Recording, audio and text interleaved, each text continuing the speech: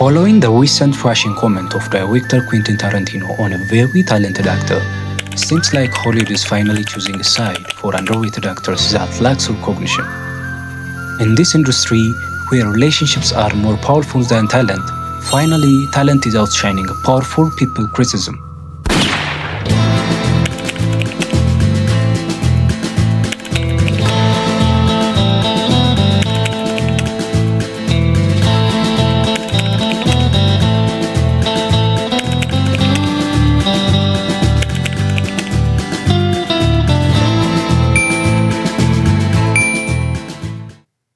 In the recent Quentin Tarantino interview with the British Stan Ellis podcast, he stated that the Paul Dano performance in There Will Be Blood is weak, and personally attacked the acting ability of an actor.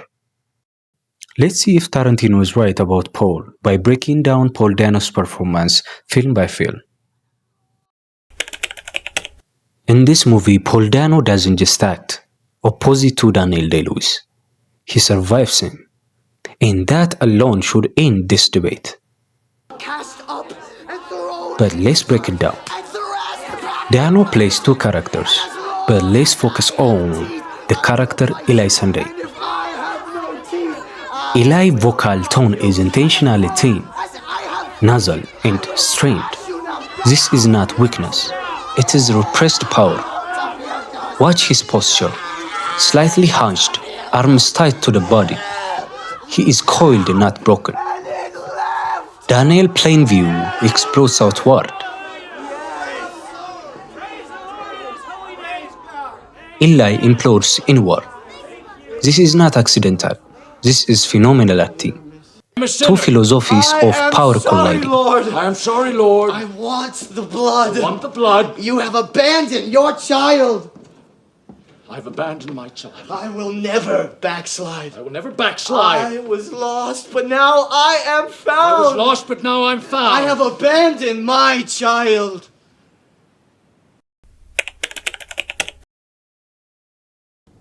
In Prisoners, Paul Dano does something most actors are too insecure to attempt. He makes himself unlikable, awkward, socially uncomfortable, and narratively suspicious, without ever begging the audience for sympathy. Do you want that for her? His blank create spikes under stress. This is neurological realism. His body collapses inward, showing long-term abuse and arrested development. May I sit down?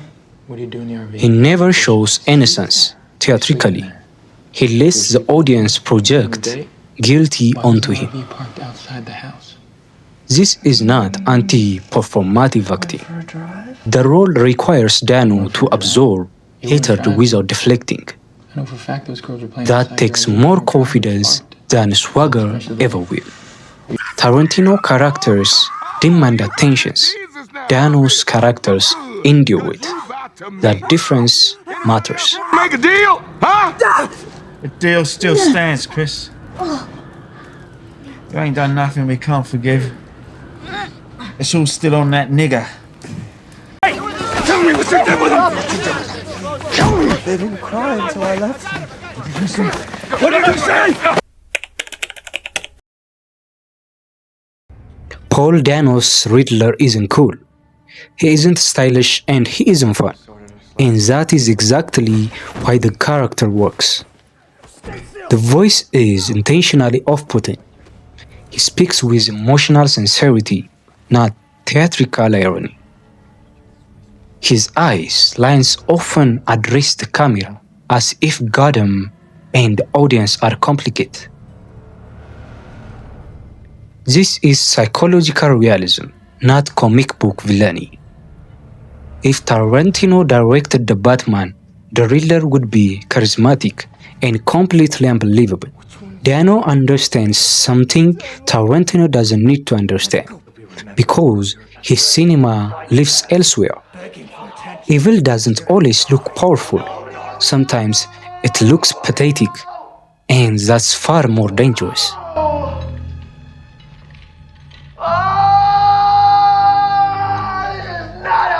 Supposed to go. I had it all planned out.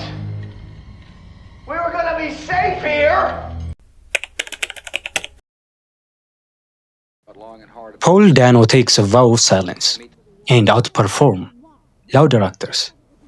That alone dismantle Tarantino's comment. Facial tension replaces dialogue. Micro movements carry emotional informations. His emotional explosion works because it's delayed, not because it's loud.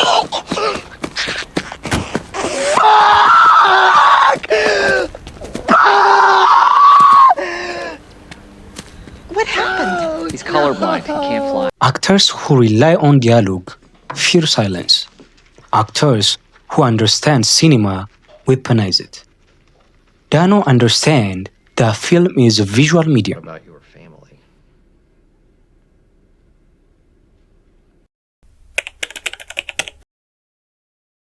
Use all your senses. I can say this performance is my favorite.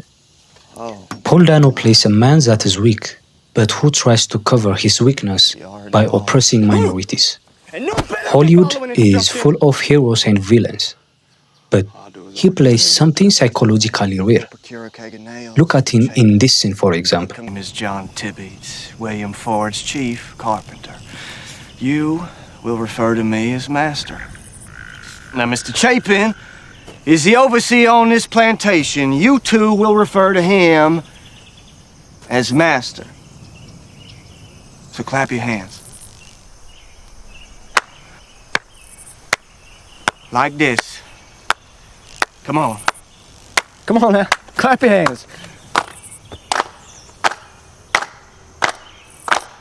Nigga run, nigga flew, nigga tore his shirt in two. Run, run, a paddy roller get you. Run, nigga, run, well, you better get away. Run, nigga, run, the paddy roller. Look how he sells the character well.